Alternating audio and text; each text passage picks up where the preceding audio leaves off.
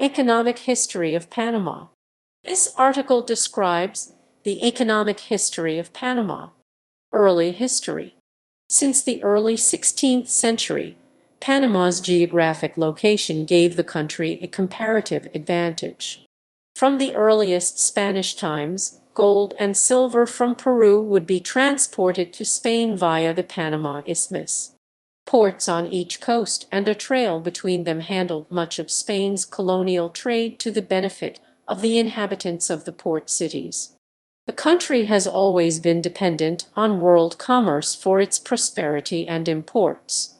Agriculture received little attention until the 20th century, and by the 1980s had for most of the population barely developed beyond indigenous Indian techniques. Industry developed slowly because the flow of goods from Europe and later from North America created a disincentive for local production. Panama has been affected by the cyclical nature of international trade. The economy stagnated in the 18th century as colonial exchange via the isthmus declined. In the mid-19th century, Panama's economy boomed as a result of increased cargo and passengers associated with the California Gold Rush. A railroad across the isthmus completed in 1855 extended economic growth for about 15 years until completion of the first transcontinental railroad in the United States led to a decline in trans-isthmian traffic. France's efforts to construct a canal across the isthmus in the 1880s and efforts by the United States in the early 20th century stimulated the Panamanian economy. In 1903, Panama separated from Colombia, and the United States took control of the Panama Canal Zone, and soon afterwards a constitutional ruling adopted the U.S. dollar as legal tender for the country. The United States completed the canal in 1914, and canal traffic expanded by an average of 15% a year between 1915 and 1930. The stimulus was strongly felt in Panama City and Colon, the terminal cities of the canal. However, the World Depression of the 1930s reduced international trade and canal traffic, causing widespread unemployment in the terminal cities and generating a flow of workers to subsistence farming. During World War II, canal traffic did not increase, but the economy boomed as the convoy system and the presence of United States forces. The end of the war was followed by an economic depression and another movement of unemployed people into agriculture. The government initiated a modest public works program, instituted price support for major crops, and increased protection for selected agricultural and industrial products. The post-war depression gave way to rapid economic expansion between 1950 and 1970, when GDP increased by an average of 6.4% a year, one of the highest sustained growth rates in the world. All sectors contributed to the growth. Agricultural output rose, boosted by greater fishing activities, especially shrimp, the development of high-value fruit, vegetable production, and the rapid growth of banana exports after disease-resistant trees were planted. Commerce evolved into a relatively sophisticated wholesale and retail system. Banking, tourism, and the export of services to the canal zone grew rapidly. Most importantly, an increase in world trade provided a major stimulus to use of the canal and to the economy. 1970s present. In the 1970s and 1980s, Panama's growth fluctuated with the vagaries of the world economy. After 1973, economic expansion slowed considerably as a result of a number of international and domestic factors. Real GDP growth averaged 3.5% a year between 1973 and 1979. In the early 1980s, the economy rebounded with GDP growth rates of 15.4% in 1984, 2% in 1981, and 5.6% in 1982. The acute recession in Latin America after 1982, however, wreaked havoc on Panama's economy.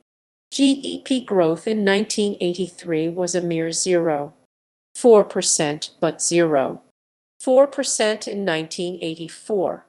This period coincided with the rise to power of General Manuel Noriega, during which Panama became increasingly indebted. By 1986, owing SDR 284 US $360 to the IMF alone, 278% of their quota. This led to the IMF imposing an adjustment program supported by an IMF standby arrangement in 1985-87, whilst the economy recovered somewhat. In 1985, Panama experienced economic recovery with 4.1% GDP growth.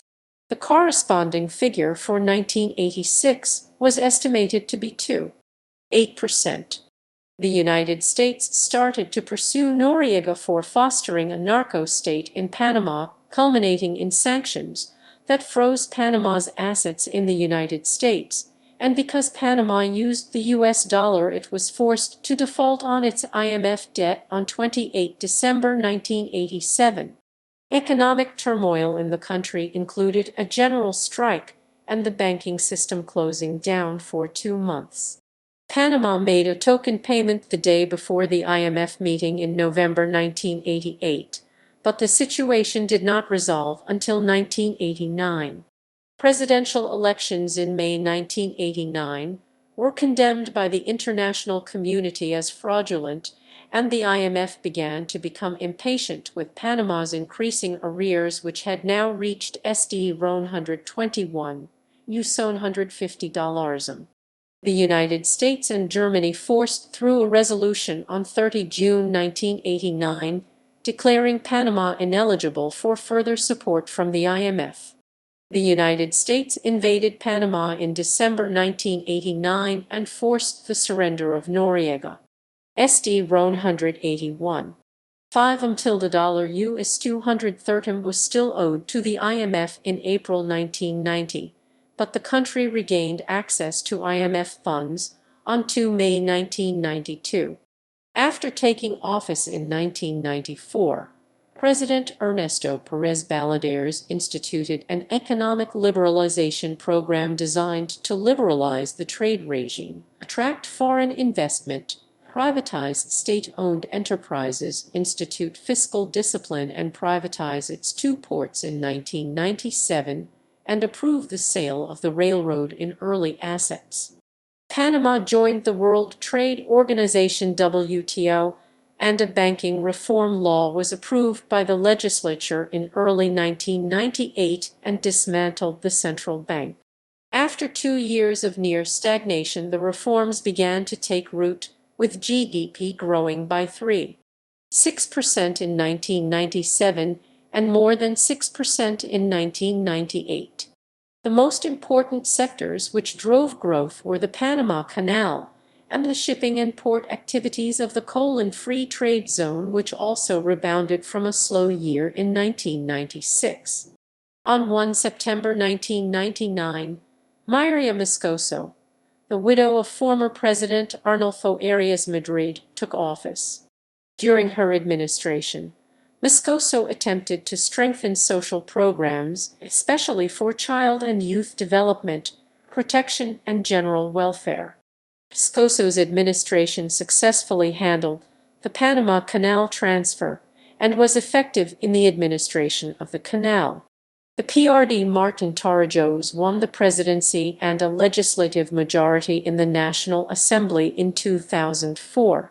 Under Torrijos, Panama continued strong economic growth and initiated the Panama Canal Expansion Project that began in 2007 and was opened to commercial traffic on 26 June 2016 at a cost of US $5.25 billion, about 25% of current GDP. The canal expansion doubled the waterway capacity, enabling it to accommodate post-Panamax ships that were too large to traverse the transoceanic crossway, and expected to help reduce the high unemployment rate. Strong Strong economic performance had reduced the national poverty level to 29% in 2008. In 2008, Panama had the second most unequal income distribution in Latin America. Torrijos' government implemented tax reforms as well as social security reforms and backed regional trade agreements and development of tourism.